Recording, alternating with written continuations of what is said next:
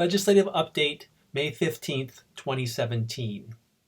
Last week, legislative leaders and the governor were negotiating back and forth about the budget bills. Then they got frustrated and the legislature stopped negotiating. Instead, they decided to just pass the budget bills they had written, even though the governor had said that he would veto them. Legislators and the governor will be negotiating more this week, and the legislature will need to pass another version of all the budget bills.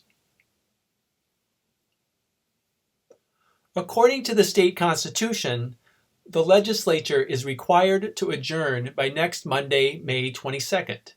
If the governor and the legislators have not agreed on a budget bill by then, they will need to hold a special session to work on it.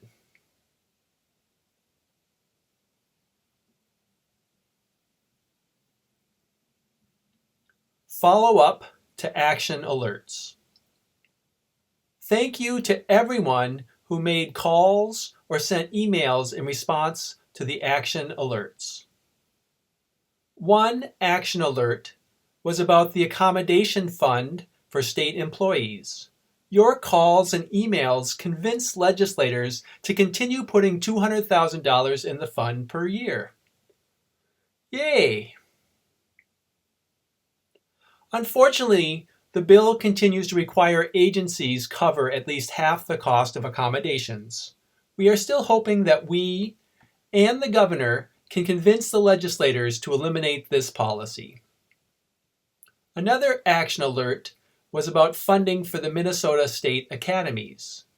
You succeeded at convincing legislators to give the state academies some of the extra funding that they requested.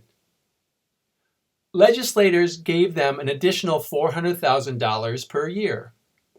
There is a chance that this number could still go higher if the governor can convince them to add more funding. The third action alert was about funding for vocational rehabilitation services. We do not have news about this to report yet. Bill for training staff who work with seniors about age-related hearing loss.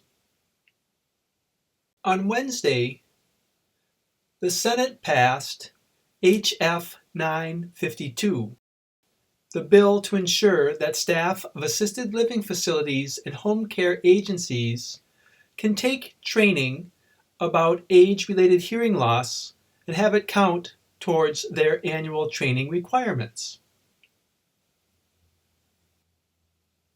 On the Senate floor,